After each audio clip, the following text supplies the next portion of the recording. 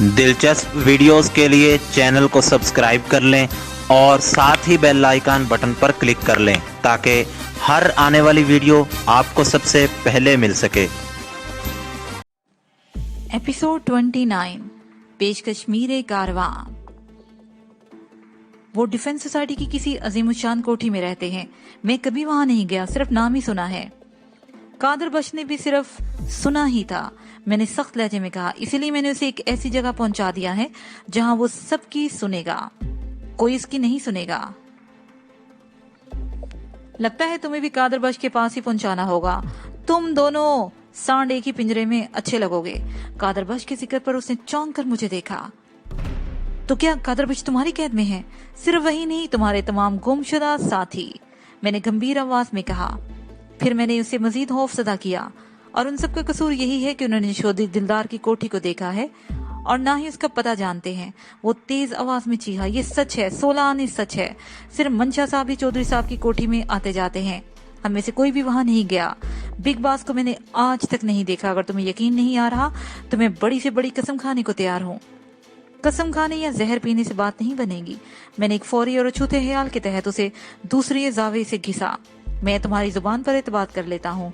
अब तुम अच्छे बच्चों की तरह मुझे सिर्फ इतना बता दो कि चौधरी दिलदार ने इन लोगों के लिए कौन सा खसूसी गाड़ी भेजी थी और इस गाड़ी का नंबर क्या है। एक लम्हे के तवक्कुफ से मैंने धमकी अमेज लहजे में इजाफा किया। अब ये ना कहना कि तुमने गाड़ी देखी है और ना ही उसका नंबर तुम्हें याद है। वो नए मॉडल की किंग साइज लैंड क्रूजर थी। उसे इंतहाई शराफत का मुजाहरा करते हुए बताया, बॉडी भी स्याह और शीशे भी स्याह। इन शीशों के पीछे देखा नहीं जा सकता, जबकि गाड़ी के अंदर मौजूद अफराद बाहर का नजारा कर सकते हैं। उस स्याह जीप का नंबर है 7935। अगर तुम्हारी बताई हुई बातें गलत साबित हुई तो मैं तुम्हें दर्दनाक अजाब में मुब्तला कर दूंगा, मैंने सख्त लहजे में कहा। वैसे मुझे उम्मीद है कि आफ्ताब हाँ ने झूठ नहीं बोला। वो गहरी संजीदगी से बोला, मैंने किसी गलत बयानी से काम नहीं लिया। मैं जितना जानता था तुम्हें सब बता दिया। अब एक दरखास्त तुमसे भी है। उसने इल्तिजा अमेज नजर से मुझे कहा। हाँ हाँ जल्दी बोलो, मैंने सरसरी अंदाज में कहा। वो बोला, मुझ पर सिर्फ इतना एहसान करना कि कहीं मेरा नाम ना आए। मैंने तुम्हें किसी किस्म की मालूमात फराहम नहीं की। तुम मेरी बात समझ रहे हो ना? अच्छी तरह समझ रहा हूँ। मैंने इस बात में सर हिला दिया। तुमने मुझे कुछ नहीं बताया, इसलिए मैं तुम्हें बाथरूम में बंद करके जा रहा हूँ। फिर मैंने उसे गन की नाल से टहोका दिया, चलो उठो, तुम्हें बाथरूम पुकार रहा है। पहले तुम अपनी मर्जी से इसमें रूपोश हुए थे, तो अब तुम मेरे हुक्म पर वहां बंद होगे, और इस बार दरवाजा अंदर से नहीं बल्कि बाहर से बोलट किया जाएगा। वैसे तुम अपना शौक पूरा करने के लिए अंदर से भी कुंडी लगा सकते हो। वो किसी जरगरी गुलाम की तरह गन के इशारे पर उठा और बाथरूम में घुस गया। मैंने बाथरूम के दरवाजे को अच्छी तरह बाहर से बंद कर दिया। अब वो अपनी ख्वाहिश पर बाथरूम से बाहर नहीं आ सकता था। बाहर से खोलने के लिए इस कोठी में अब कोई भी बंदा बशर मौजूद नहीं था। इस कोठी में अब एक पल भी मजीद रुकना वक्त जाया करने के मुतरादिफ था, लिहाजा हम दोनों वहां से निकल आए। आफ्ताब की क्लाशनकोफ को मैंने कोठी की बलाई मंजिल में ही फेंक दिया था। अलबत्ता रियाज अली का रिवाल्वर में अपने साथ ले आया था। ये छोटा सा हथियार लिबास के अंदर बासानी छुपाया जा सकता था और किसी नाजुक मौके पर काम में भी लाया जा सकता था। सिकंदर के बुज़दिलाना फरार ने हालात की संगीनी को और बढ़ावा दे दिया था। वो मुझे और सदफ को अच्छी तरह पहचानता था और ये बात उसे मालूम हो चुकी थी कि चौधरी दिलदार मेरा तलबगार है। सिकंदर की मंशा की कोठी पर मौजूदगी से जाहिर होता था वो साहिल वाले मामले से बाहर हो चुका है। लिहाजा कहा जा सकता है कि वो यहाँ से फरार होने के बाद सीधा डिफेंस सोसाइटी पहुंचा होगा ताकि चौधरी दिलदार और मंशा को उनके ताजा तरीन हालात से बाहर कर सके। एक माहूम सा इम्कान ये भी था कि दीगर अफराद की तरह सिकंदर भी चौधरी दिलदार की कोठी से वाकिफ ना हो, लेकिन इस सूरत में वो किसी न किसी तरह मंशा तक हमारी इतला जरूर पहुंचाता।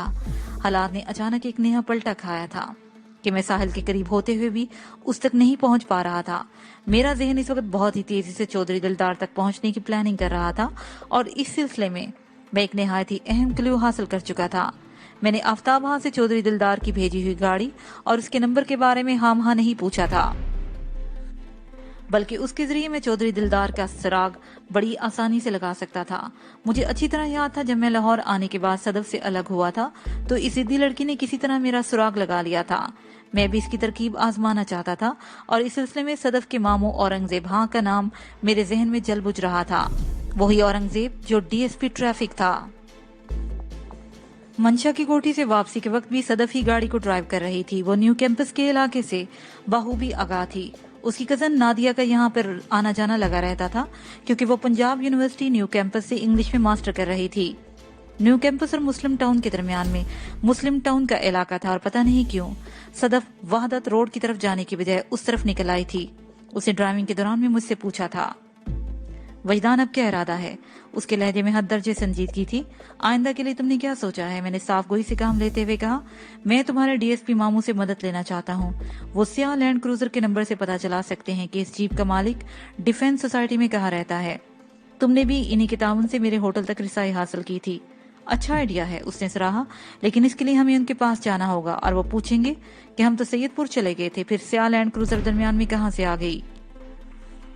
उस पुलिस वाले से सवाल जवाब का सिलसिला शुरू हो जाता तो बहुत सा वक्त जाया होता और उसे मुतमईन भी करना मुश्किल हो जाता। मैंने कहा, इस सिलसिले में नादिया को बीच में डाला जा सकता है।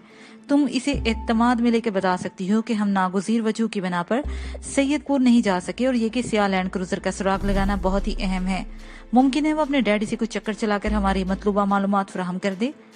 ठीक है, मैं नादिया से राब्ता करती हूँ, वो मजबूत लहजे में बोली। यही कैंपस ही से मैं उसे फोन कर लेती हूँ। मैंने कहा, तुम फोन करने की बजाय अगर बराह रास्त उससे जाकर मिल लेती तो ज्यादा अच्छा था, ताकि हमारे सैयदपुर ना जाने की खबर आम हो जाए और मामू मुझे घर में बिठा दे। वो रवानी में बोलती चली गई, वजदान में इन हालात में तुम्हें एक लम्हे के लिए भी अकेला नहीं छोड़ूंगी। ये बात तुम अपने जहन में बिठा लो। नादिया से मैं किसी तरह काम निकलवाती हूँ, ये तुम मुझ पर छोड़ दो। मैंने एक गहरी और तवील सांस खारिज की। अगरचे मेरे जहन में ऐसी कोई बात नहीं थी कि सदफ घर जाकर बैठ जाए, लेकिन वो अजीब लड़की इस हवाले से हासी बिदकी हुई नजर आ रही थी। उसके जहन में ये बात खारिज नहीं हुई थी कि मैं उसे हीले बहाने से उससे दूर रखना चाहता हूँ। मैंने उसकी तरफ देखते हुए कहा, तुम्हें जो कुछ भी करना है जल्दी करो, वक्त बहुत ही कम है। शाम के 5 बजने वाले हैं और थोड़ी देर के बाद शाम और फिर रात हो जाएगी। ये रात मुझ पर बहुत सितम ढाएगी सदफ। आखिरी जुमला मैंने इतनी शिद्दत से अदा किया कि मुझे अपनी आवाज और लहजे पर खुद भी हैरत हुई, और उस वक्त मेरी दिली कैफियत अजीब हो रही थी। सदफ मेरी हालत से बेखबर नहीं थी। उसने एक बोझ से नादिया को फोन किया। मैं इस दौरान में गाड़ी को अंदर ही बैठा रहा। 3 मिनट बाद वो वापस आ गई। फिर गाड़ी में बैठने के बाद बोली, नादिया से मेरी बात हो गई है। उसने मुझे आधे घंटे के बाद फोन करने को कहा है। मैंने पूछा, उससे काम करने की उम्मीद दिलाई है? बिल्कुल दिलाई है, वो कतियत से बोली। मैंने पूछा, वो अपने डैडी को क्या कहानी सुनाएगी? वो मामू जान को टच नहीं करेगी। ये अच्छी बात है, मैंने मुतमईन अंदाज में कहा। वो बोली, लेकिन नादिया ने मुझसे वादा किया है, बल्कि मुझसे वादा लिया है कि मैंने चौंक कर उसे देखा। उसने मजीद बताया कि उसका कहना है मैं गाहे बगाहे राब्ता करके उसे अपने हालात से बाखबर रखूं, चाहे दिन में सिर्फ एक ही बार से राब्ता करूं। तो क्या तुमने उसे हालात के बारे में बता दिया? मैंने सवालिया नजर से उसे देखा। उसने कहा, मैंने वाज़ेह तौर पर उससे कोई बात नहीं की, साहिल का कहीं जिक्र नहीं किया, बस इतना कहा है कि वजदान के एक खास मिशन में मैं उसके साथ हूँ। इतना अहम मामला है कि हमें सैयदपुर का प्रोग्राम कैंसिल करना पड़ा। तुम्हारा दिमाग खूब चलता है। जबकि मैंने दानिस्ता जुमला अधूरा छोड़ दिया। वो जल्दी से बोली, जबकि क्या मतलब? जबकि मैं तो यही समझता था कि तुम्हारी सिर्फ जुबान चलती है। मैंने विंड स्क्रीन के पार देखते हुए कहा, फिर तुम्हारे हाथ पांव चलते हुए देखे हैं मैंने। वो मानी है इस लहजे में बोली, ये तुम्हारे लिए अच्छा है। क्या अच्छा है? मैं बदस्तूर विंड स्क्रीन के पार देख रहा था। वो मेरे सवाल का जवाब देने की बजाय बोली, मैंने ये बात एक डॉक्टर की हैसियत से कह रही हूँ। तुम इसे एक तिब्बी मशवरा भी समझ सकते हो, ये किसी टॉनिक से कम नहीं है। सदफ की इन बेरब्त और बेमहल बातों ने मुझे उसकी तरफ देखने पर मजबूर कर दिया। वो ड्राइविंग करते हुए ज़ेरे लब मुस्कुरा रही थी। उसका ये अंदाज मेरी समझ में नहीं आ रहा था। हम हंसने, मुस्कुराने या कहका लगाने वाले हालात से नहीं गुजर रहे थे। पता नहीं कि उसे तफरीह की सोच रही थी। मैंने कदरे सख्त लहजे में इस्तफसार किया, सदफ ये सब क्या है? तुम्हारी एक बात भी मेरी पल्ले नहीं पड़ी। वो मुझे इंतहाई संजीदा और उलझा हुआ देखकर ठहरे हुए लहजे में बोली, तुमने मेरे दिमाग, जुबान और हाथ पांव के चलने की जो बात की थी, उससे शगुफ्तगी फूटती है, जबकि तुम इंतहाई टेंस और नाकाबिले यकीन हालात से गुजर रहे हो। ये तब्दीली उम्मीद अफजा है। दुश्वार तरीन हालात में भी अगर इंसान की हिस्से मिजाज जिंदा रहे तो वो तमाम मुश्किलों को पांव की ठोकरी में उड़ा सकता है। मैंने इस हवाले से तुम्हारी बात को सराहा था। एक लम्हे के तवक्कुफ से उसने बेनियाजी के अंदाज इख्तियार करते हुए कहा, क्या करूं, डॉक्टर हूं ना। तुम मेरी डॉक्टरी को तस्लीम करो या ना करो, लेकिन मैं तुम्हें तिब्बी मशवरे देने से बाज नहीं आ सकती। बाग के इख्तिताम पर उसने बेपरवाही से कंधे उचका दिए। मैं उस मिनी पैक हसीना को हैरत भरी नजरों से तकने लगा। उसे कितना ख्याल था मेरा। सदफ मेडिकल के फाइनल ईयर में थी और अब तब में वो डॉक्टर बनने ही वाली थी। अगर वो वाकई डॉक्टर बन जाती तो मेरे नजदीक ये किसी मोजज़े से कम ना होता। मैंने पिछले चंद रोज से उसकी जो सरगर्मियां नोट की थी और उसकी जिन अज़ाइम से मुझे आगाही हुई थी वो बहुत ही तशवीशनाक और संगीन थे। वो अच्छी तरह जानती थी कि मैं उसे देख रहा हूँ, लेकिन वो मेरी तरफ से अनजान बनकर गाड़ी चला रही थी। चंद लम्हों के लिए मैं उसके सरापा में खोकर रह गया। इस बेखुदी का सबब सदफ के वो जज्बात थे जिनका इजहार उसने थोड़ी देर पहले किया था। किसी भी मर्द के लिए ये बात बड़ी ही अहम और काबिले कदर होती है कि किसी सिंफे मुहालिफ को उसका ख्याल है। सदफ की जिंदगी के जो लम्हात मेरे साथ गुजरे उनमें उसने बार बार और बारहा इस हकीकत का इदराक किया था और साबित किया था इस हकीकत को। मैं उस मेहरबान दोस्त के हलूस को महसूस कर रहा था। उसके जज्बात काबिल इस्ताइश थे, लेकिन ख्याल की दुनिया बड़ी ही सराबी होती है और बड़ी ही निराली। ये जानने के बावजूद भी कि मैं किसी और का ख्याल हूँ, वो मेरे ख्याल में लगी हुई थी। मैं चंद लम्हा तक उस पॉकेट साइज जरहेज बदन दोशेजा की तरफ बेसाख्ता देखता रहा। फिर मेरी नजर झुक गई। मैं जानू पर रखे हुए अपने हाथों को तकने लगा। उसी लम्हे सदफ की मुतरन्नम आवाज मेरी समां से टकराई। वैदान, तुम्हें भूख नहीं लग रही? उसने सरसरी अंदाज में पूछा। मैं तो अच्छी खासी भूख महसूस कर रही हूँ। नाश्ते के बाद से अब तक मैंने कुछ नहीं खाया। खाया तो मैंने भी कुछ नहीं। हालात में इतनी तेजी से तब्दीलियां रूनमा हुई कि हमें खाने का ख्याल ही ना आया। अब सदफ ने तस्करा किया तो मुझे भी भूख महसूस होने लगी। मैंने कहा, कोई रेस्टोरेंट तलाश करो, हमारे पास आधा घंटा है। इस वक्फे से मोहलत हासिल करके खाना ही खा लेते हैं, फिर पता नहीं कब इसका मौका मिले। मैं रेस्टोरेंट ही की तरफ जा रही हूँ, सदफ ने कहा। मैंने पूछा, मुस्लिम टाउन से निकलने के बाद तुम न्यू कैंपस की तरफ क्यों आ गई हो? क्या इसका कोई खास सबब है? कोई सबब नहीं, वो सादगी से बोली। मैं बस बेध्यानी में इस तरफ निकल आई हूँ। फिर एक लम्हे को रुककर उसने कहा, चलो अच्छा ही हुआ, इधर नजदीक ही एक बहुत ही उम्दा रेस्टोरेंट है, हम वही चलकर खाना खाते हैं। थोड़ी देर के बाद हम मज़कूरा रेस्टोरेंट में बैठे थे। वो बाकायदा खाने का वक्त तो नहीं था, लेकिन सदफ के इसरार पर हमने डट कर खाना खाया। फिर वो ये कहते हुए उठ गई कि नादिया को फोन करके आती है। पहले फोन को आधा घंटा गुजर चुका था। सदफ के जाने के बाद मैं खुद को पेश आमदा हालात पर गौर करने लगा। अब तक की तहकीक यही जाहिर करती थी कि साहिल को चौधरी दिलदार की कोठी पर पहुंचा दिया गया है।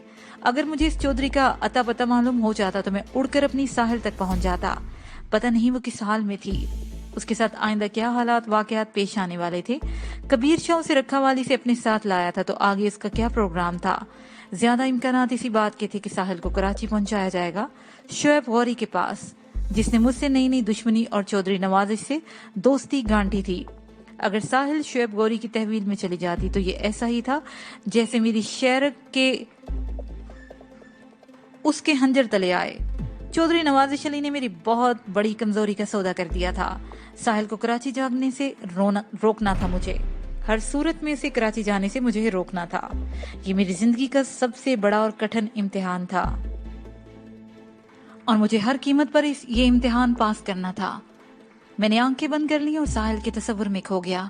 फिर जैसे वक्त थम गया हो या कई सदियां एक साथ गुजर गई हो। उस हसीन और दिल नशीन तस्वुर को एक मानूस आवाज ने तोड़ दिया। मैंने हड़बड़ा कर आंखें खोल दी। सदफ अभी तक फोन करके वापस नहीं आई थी। मेरी मुतलाशी निगाह गैर इरादी तौर पर उस आवाज के हामिल शख्स को खोजने लगी जिसकी पुकार ने साहिल का तस्वुर तोड़ा था। रेस्टोरेंट में इधर उधर भटकने के बाद मेरी निगाह खुद पर मरकूज हो गई। मैंने मतलूबा शख्स को तलाश कर लिया था। उस वक्त मेरे एहसासात बहुत ही अजीबो गरीब थे। मैं कोई गलती नहीं कर रहा था। थोड़ी देर पहले साहिल के तस्वुर के दौरान में मैंने खुद अपनी ही आवाज सुनी थी, यानी मैंने खुद को पुकारा था। मैं अपनी आवाज के सिलसिले में भला किस तरह धोखा खा सकता था। ये जो कुछ भी कहा था बहुत ही पुरस्कार और हैरान कुन था। इस किस्म का एक आध तजर्बा मुझे गुज़श्ता रोज भी हो चुका था। इसके अलावा भी कुछ गैर मर्ई एहसासात मुझे अपने हिसार में लिए हुए थे। यकीनन कोई बहुत बड़ा वाक़या पेश आने वाला था। मेरी जिंदगी को कोई नया रुख मिलने वाला था। किसी नए उफक की जलवागरी मेरी मुंतजिर थी। मैं कुछ नहीं जानता था। आने वाला वक्त ही बता सकता था कि ये नाकाबिले यकीन और हैरत अंगेज वाकयात किस तूफान का पेशामा है। सदफ को अपनी जानिब आते देखकर मैं सीधा होकर बैठ गया। आड़ा टेढ़ा तो मैं पहले भी नहीं बैठा हुआ था, बस ज़हनी इंतशार ने मुझे थोड़ा डगमगा दिया था। सदफ के वहां पहुंचने से पहले ही मैं खुद को संभाल लिया। अभी कुछ देर और लगेगी, वो कुर्सी संभालते हुए बोली। कितनी देर? मैंने सवालिया नजर से उसे देखा। लगभग आधा घंटा। सदफ वजाहत करते हुए बोली, रजिस्ट्रेशन ऑफिस की जिस शख्स से हमारी मतलूबा मालूमात हासिल हो सकती हैं, उसने आधा घंटा मांगा है। काम इंशाल्लाह हो जाएगा। मैंने एक गहरी सांस खारिज करते हुए कहा, ठीक है, आधा घंटा और सही, लेकिन इस दौरान में हम एक और काम कर लेते हैं। मैंने एक फौरी ख्याल के तहत कहा। कौन सा काम वजदान? सदफ उलझन ज़दा नजर से मुझे देखने लगी। मैंने वजाहत करते हुए कहा कि हमने एम्बुलेंस के ड्राइवर अब्दुल करीम को फाजलिया कॉलोनी वाली कोठी के तहखाने में बंद कर रखा है। वो आदि मुजरिम मालूम नहीं होता, बस साहिल वाले मामले में उसे आलाकार बनाया गया है। उसकी बीवी और बच्चे कोट लखपत में इंतजार कर रहे होंगे। आइंदा हालात का कुछ पता नहीं, हमें इस तरफ आने की कब मोहलत मिले। उसने हमारी दुरुस्त रहनुमाई की है। मेरा ख्याल है उसे रिहा करने में कोई हरज नहीं। सदफ ने मेरी तायद की और हम बिल अदा करने के बाद रेस्टोरेंट से निकल आए। इस मर्तबा करोला की ड्राइविंग सीट मैंने संभाल ली। उस वक्त मेरा जहन बहुत ही तेज रफ्तारी से काम कर रहा था। मेरी सोच का मरकज साहिल थी और वो ताज़ा तरीन गठजोड़ जो शुएब गौरी और चौधरी नवाजिश अली के दरमियान हुआ था। अगरचे अभी तक इस गठजोड़ की खत्मी तफसील मुझे मालूम नहीं हो सकी थी, ताहम साहिल का लाहौर पहुंचाया जाना यही जाहिर करता था कि उसे मजीद आगे कराची पहुंचाया जाएगा। मेरे पास एटीएम कार्ड्स मौजूद थे। न्यू कैंपस से फाजलिया कॉलोनी की तरफ जाते हुए मैंने अपने सिल्वर और गोल्ड कार्ड का इस्तेमाल किया और ज्यादा से ज्यादा जितनी रकम हासिल कर सकता था वो मैंने ड्रा करा ली। मेरे अकाउंट में एक कसीर रकम मौजूद थी, लेकिन कार्ड्स की मदद से एक महसूस अमाउंट से ज्यादा ड्रा नहीं किया जा सकता था। वैसे मेरे पास पहले से भी कुछ रकम मौजूद थी। सदफ ने मेरी इस कार्रवाई पर किसी हैरत का इजहार किया और ना ही कुछ पूछने की कोशिश की। हम फाजलिया कॉलोनी पहुंचे। अब्दुल करीम को तहखाने से निकाला। बहरहाल नमा कमरे में लाने के बाद मैंने उससे कहा, अब्दुल करीम, तुमने हमसे गलत बयानी नहीं की। हम तुम्हें आजाद कर रहे हैं, लेकिन तुम इससे कोई नाजायज फायदा ना उठाना, वरना बहुत ही घाटे में रहोगे। वो रुहान सी आवाज में बोला, जनाब, आप नाजायज फायदे की बात करते हैं, मैं तो इस आजादी को जायज फायदा भी नहीं उठाऊंगा। मैंने ये 2-2.5 घंटे बड़े अजाब में गुजारे हैं और तुम्हें इस बात का अंदाजा हो गया होगा कि हम कितने खतरनाक हैं। मैंने सफ़ाकी से कहा। वो बड़ी शिद्दत से इस बात में गर्दन हिलाने लगा, फिर बोला, तहखाने के हालात आपकी ताकत और पहुंच को समझने के लिए काफी हैं। इसका मतलब है कि तुम बाहर जाकर अपनी जुबान बंद रखोगे। जी, मैंने कुछ देखा है और ना ही कुछ सुना है। वो समझदारी का मुजाहरा करते हुए बोला, आप फिक्र न करें, मैं किसी को आपके बारे में कुछ नहीं बताऊंगा। मैंने उसके जहन में बैठे हुए खौफ को पुख्ता करते हुए कहा, अगर तुम्हारे दिल में हमारे बारे में किसी को बताने का शौक पैदा हो तो इस शौक को पूरा करके देख लेना। अगले ही लम्हे तुम्हारे बीवी बच्चे तुमसे हमेशा के लिए बिछड़ जाएंगे। एक लम्हे को रुककर मैंने उसकी आंखों में झांका और कहा, मैंने अपने जिन साथियों को कोट लखपत रवाना किया था वो मुसलसल तुम्हारे घर की निगरानी करते रहेंगे। इधर तुमसे कोई गलती हुई, उधर उनका काम तमाम। तुम मेरी बात समझ रहे हो ना? वो सहमे हुए लहजे में बोला, बहुत अच्छी तरह समझ रहा हूँ जनाब। क्या तुम तहखाने में मौजूद अफराद में से किसी को जानते हो? उसे नफी में जवाब दिया। मैंने मुतमईन होने के बाद उसे जाने की इजाजत दे दी। नादिया ने जो मजीद आधे घंटे की मोहलत ली थी उसमें से 20 मिनट गुजर चुके थे। 10 मिनट बाद उससे दोबारा राब्ता किया जाना था। मैंने ये 10 मिनट कोठी ही में गुजारने का फैसला किया और उस कमरे में आके बैठ गया जिसमें फोन था। सदफ ने कहा, क्या तुम यहीं से नादिया को फोन करवाना चाहते हो? हाँ, इरादा तो यही है। मैंने कहा, लेकिन इससे पहले एक जरूरी कॉल कराची करूंगा। कराची के जिक्र पर वो थोड़ी सी चौंकी, लेकिन उसने कोई सवाल नहीं किया। मैं मिनहास बाकर का नंबर डायल करने लगा। आज हफ्ता था और ये दिन तकरीबन गुजर ही चुका था। कल यानी इतवार को मिनहास बाकर की बेटी शबाना की बारात आना थी। वो इस वक्त बेपनाह मसरूफ होगा। शादी फिर बेटी की शादी वालदेन के लिए किसी इम्तिहान से कम नहीं होती। इस हकीकत को समझने के लिए किसी का बेटी का बाप या माँ होना जरूरी है। मैंने इसकी मसरूफियात के पेश नजर घर पर फोन किया था। थोड़ी देर के बाद उससे राब्ता हो गया। रिसीवर से मेरी आवाज सुनते ही उसने सवाल किया, वजदान, हैरियत तो है? इस वक्त तो तुम्हें पाशा के गांव सैयदपुर में होना चाहिए। मैं लाहौर में ही हूँ जनाब। मैंने बताया, सैयदपुर जाने की नौबत ही नहीं आई। इसका मतलब है तुम्हारे साथ कोई गड़बड़ हो चुकी है। वो अपनी महसूस गंभीर आवाज में बोला। मैंने जवाबन उसे मुख्तसरन ताज़ा तरीन संगीन हालात बताए। वो लम्हाती तज्जिया करने के बाद तशवीशनाक लहजे में बोला, मैं भी इसी नतीजे पर पहुंचा हूं कि तो तुम्हारे 2 दुश्मनों में कोई खुफिया डील हुई है और वो डील साहिल के हवाले से है। दुश्मनी और दोस्ती की दुनिया एक और 1 2 नहीं बल्कि 11 होते हैं। इस हिसाब से अब तुम्हारे 11 खतरनाक और ताकतवर दुश्मनों से तुम्हें निपटना होगा। मैंने इसीलिए आपको फोन किया है, मैंने दांत किचकिचाते हुए कहा। कभी इम्कान इस बात का है कि साहिल को बहुत जल्द लाहौर से कराची पहुंचाया जाएगा। मैं लाहौर में इसके ठिकाने का सुराग लगाने की कोशिश कर रहा हूँ। मैं हर मुमकिन तरीके से उसे हासिल करने की कोशिश करूंगा। अगर किसी तौर पर चौधरी दिलदार मुझे जुल देने में कामयाब हो गया या कबीर शाह मेरे हत्थे न चढ़ा तो आपको कराची में उनके अड्डू की निगरानी का बंदोबस्त करना होगा। मैंने आपको शोएब गौरी के साउथ और ईस्ट वाले ठिकाने के बारे में तफसीलन बताया है। ये जरूरी नहीं है कि साहिल को साउथ या ईस्ट ही पहुंचाया जाए, मुमकिन है वो मलीर, वेस्ट या फिर सेंट्रल पहुंचा दी जाए। मिनहास बाकर ने संजीदा लहजे में कहा, साउथ को तो इस सिलसिले में हारज जमकान ही समझो। अभी परसों रात ही तो वहां पर पुलिस ने रेड किया था। शोएब गौरी इस सिलसिले में जरूर एहतियात बरतेगा। साउथ का कायम मकाम कबीर शाह, मफरूर और पुलिस को मतलूब है। वो साउथ का रुख करने की कोशिश नहीं करेगा। अलबत्ता मैं ईस्ट की कड़ी निगरानी का इंतजाम कर देता हूँ। तुम इस हवाले से बिल्कुल बेफिक्र हो जाओ। मिनहास बाकर का तजजिया बिल्कुल दुरुस्त था। पुलिस ने जिस अंदाज में साउथ की कार्रवाई की थी उसके पेश नजर कबीर शाह को भूले से भी उधर नहीं जाना चाहिए था। इस तनाजुर में तो ईस्ट को भी नजरअंदाज नहीं किया जा सकता था, क्योंकि मैं वहां 1-2 मरतबा जा चुका था। शोएब गौरी मेरी सलाहियतों से बाहूबी आगाह था। फिर उसका दावा था कि साउथ वाला ऑपरेशन मेरी निगरानी में हुआ है। चुनाचे वो साहिल को ईस्ट में रखने की भी गलती नहीं कर सकता था। अब आ जाके मलीर, सेंट्रल और वेस्ट ही रह जाते थे, और ये भी कोई जरूरी नहीं था कि वो इन्हीं ठिकानों में से किसी एक पर पहुंचाए जाए। शोएब गौरी के कराची में और कितने खुफिया अड्डे थे, मैं इस बारे में कुछ नहीं जानता था। मिनहास बाकर से मजीद 2 मिनट की गुफ्तगू के बाद मैंने राब्ता मौकूफ कर दिया। मुखलिस और खैरहा हर हाल में मुफीद होते हैं। वो आपके किसी काम आ सके या नहीं, लेकिन उनसे प्रॉब्लम शेयर करके दिलो दिमाग का बोझ हल्का हो जाता है। इंसान को महसूस होता है वो अकेला नहीं, कुछ और लोग भी उसके साथ हैं। ये एहसास, ये तसव्वुर हौसले के लिए टानक की हैसियत रखता है। रिसीवर रखने के बाद मैंने सवालिया नजर से सदफ को देखा। वो मेरी निगाह का मतलब समझते हुए फोन के पास चली आई। फिर उसने नादिया से राब्ता करने के लिए डायलिंग की। थोड़ी देर के बाद दूसरी तरफ से गुफ्तगू सुनती रही। उसने कुछ हूं हां भी किया। मैं उसके चेहरे के तासरात को नोट कर रहा था। वहां हर लम्हे के साथ कुछ तब्दीलियां रूनमा हो रही थी। 2 मिनट के बाद उसे रिसीवर क्रैडल कर दिया। मैंने पूछा, क्या पता चला?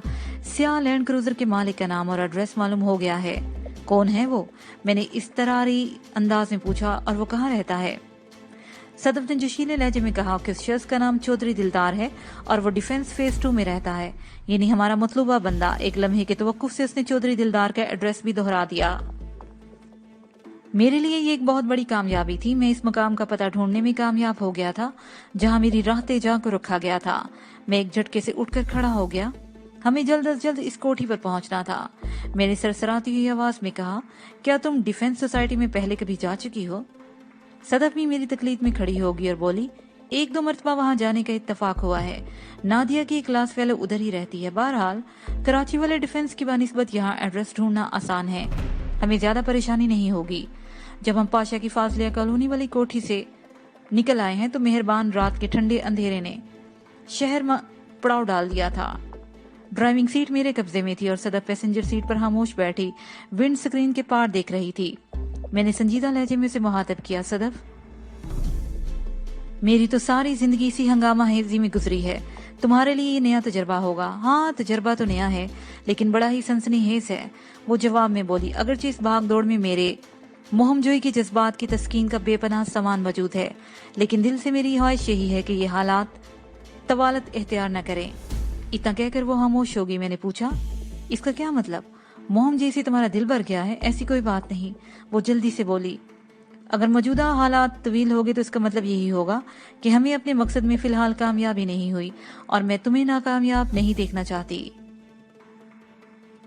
सदफ के आखिरी जुमले में बेपनाह गहराई पाई जाती थी।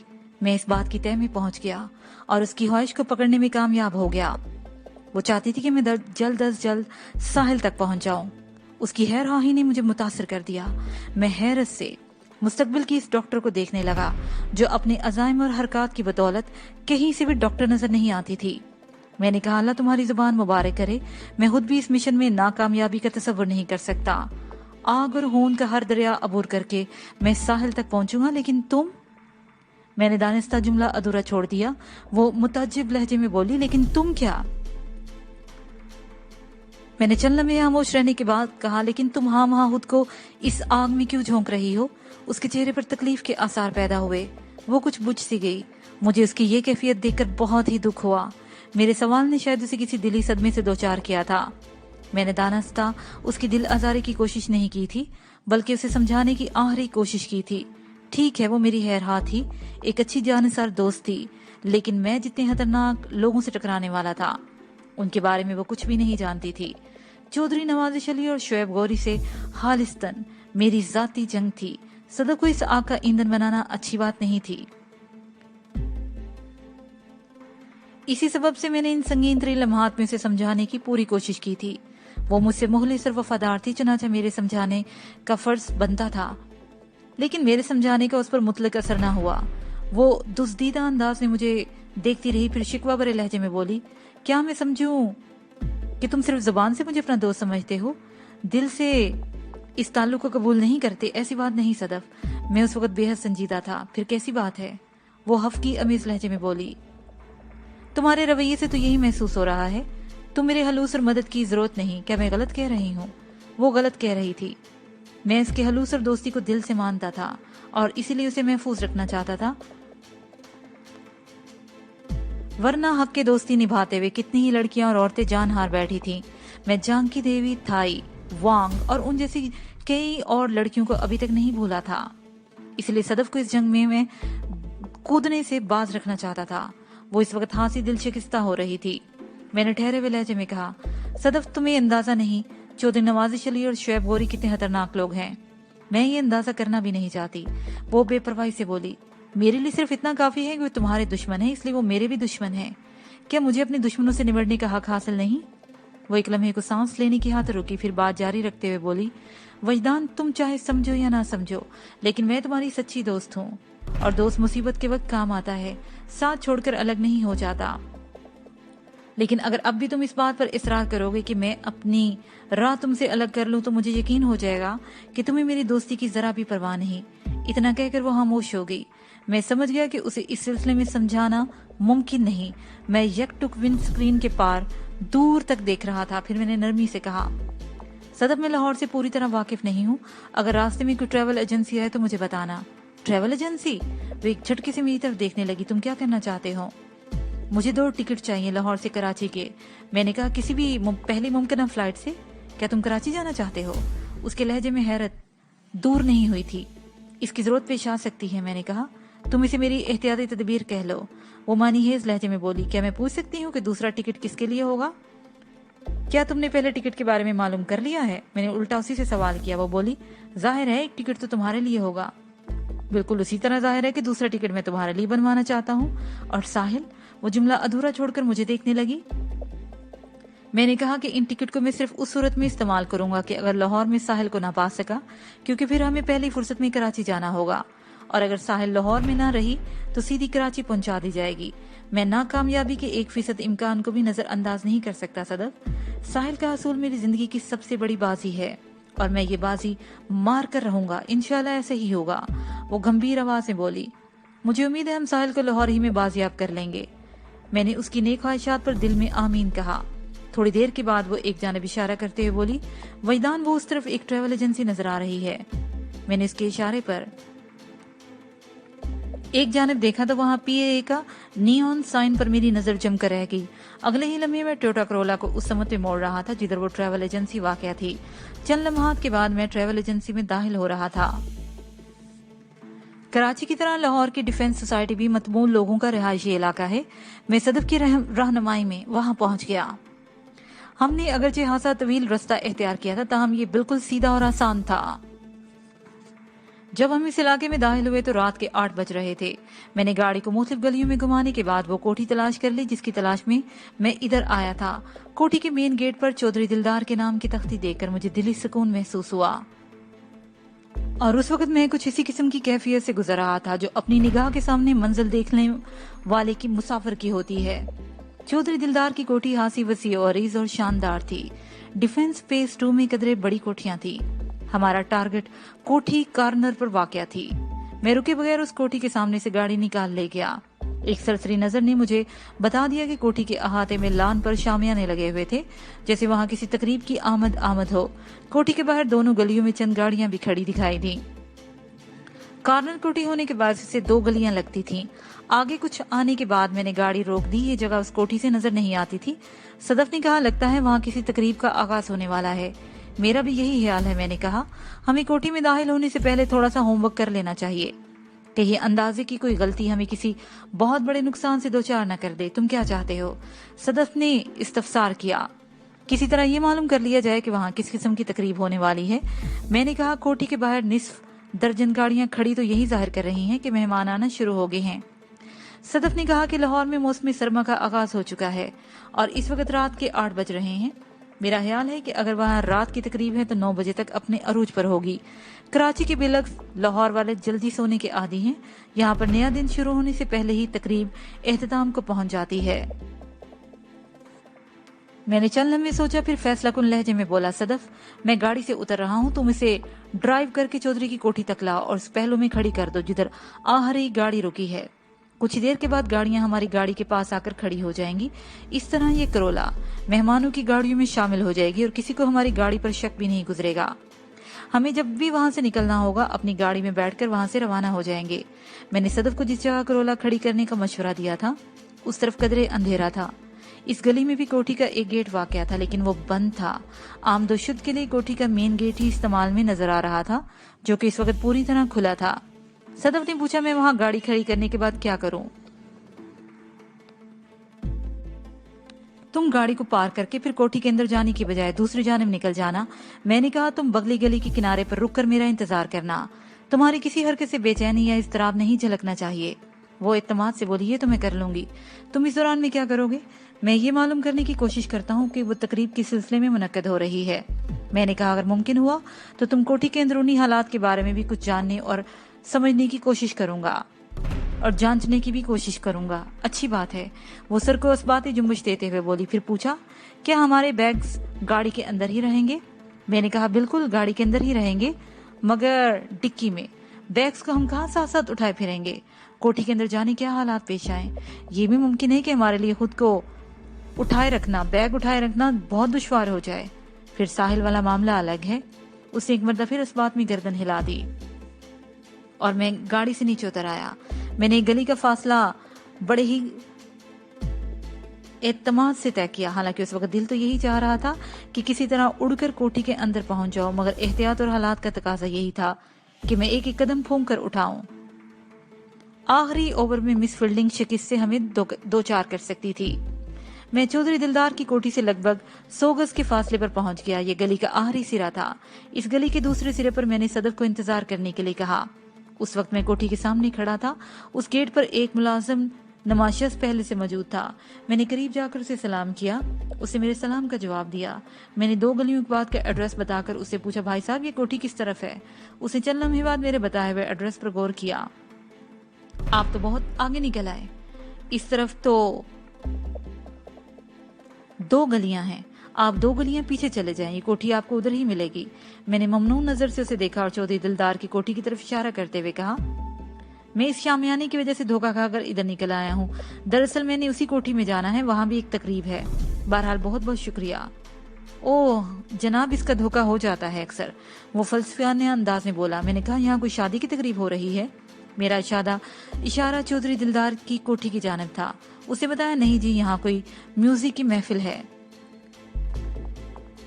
अल्लाह दिता बता रहा था कि उसके साहब के कोई खास मेहमान आए हैं जिनके लिए महफिल मौसीकी सजाई जा रही है। चौधरी साहब ने अपने दोस्तों को भी इस प्रोग्राम में मदऊ कर रखा है। वो हासा बातों नहीं नजर आ रहा था। मैंने इसकी कमजोरी से फायदा उठाते हुए कहा, ये अल्लाह रखा कौन है भाई? अपना यार है जी, इधर चौधरी दिलदार की कोठी में रहता है, बावर्ची है। उस शख्स ने बताया। हमारे दरमियान हालात हाजरा पर गपशप होती रही। मैं भी इस कोठी में हानसामा के बारे में बात खत्म करते ही वहां से जाने के लिए खड़ा हो गया। तुम्हारा क्या नाम है? मैंने दोस्ताना अंदाज में से पूछा। वो खुशदिली से बोला, मुझे नियाज अहमद कहते हैं जी। तुमसे मिलकर खुशी हुई नियाज अहमद, मैंने उससे मुसाफा करते हुए कहा। वैसे ये चौधरी दिलदार भी अजीब आदमी है, इतनी बड़ी कोठी के बाहर लान में शामियाना लगा दिया। भैया अगर अपने मेहमानों का इतना ही ख्याल था तो कोठी के अंदरूनी हिस्से में इंतजाम करता। मेरे इस हाँ हाँ के तबसरे पर उसने चौंकना जरूरी नहीं समझा। मैंने जिस मकसद की खातिर वो तीर छोड़ा था वो पूरा हो गया। मेरा तीर निशाने पर जाके लगा। वो बातूनी नियाज अहमद बेनियाजी से बोला, बस साहब जी क्या कहें, बड़े लोगों की बड़ी बातें हैं, ये लोग जो चाहें जहाँ चाहे कर सकते हैं। वैसे इन्हें सर्दी कहाँ लगती होगी। अल्लाह रखा बता रहा था कि इस महफिल मौसीकी में शराब और शबाब की कमी नहीं होगी। चौधरी दिलदार के मेहमानों का ताल्लुक कराची से है, जहाँ सर्दी इतनी नहीं होती। लाहौर की सर्दी भी इन्हें महसूस नहीं होती, क्योंकि उनके अंदर गर्मी कूट कूट कर भरी होती है। अपनी नादास्तगी में वो मेरे लिए एक बहुत बड़ी तस्दीक कर बैठा था। कराची के मेहमानों का हवाला ही ये समझने के लिए काफी था कि कबीर शाह और उसके साथी कोठी में मौजूद हैं। अगर वो इस महफिल मौसीकी के मेहमान हसूसी थे तो फिर वो ये रात चौधरी दिलदार की कोठी पर ही गुजारने वाले थे, जिसका वाज़ेह मतलब यही था कि साहिल भी इसी कोठी में मौजूद थी। मैंने कानों को हाथ लगाते हुए कहा, भाई नियाज अली, मैं जिन लोगों की तकरीब में जा रहा हूँ वो तो शराब और शबाब से बहुत दूर रहते हैं। तुमने तो चौधरी दिलदार के बारे में बताकर मुझे हैरान कर दिया है कि पुलिस वाले शराब और शबाब की ऐसी महफिलों पर कोई एतराज नहीं करते। इसके साथ ही ये पार्ट अपने इख्तिताम को पहुंचा।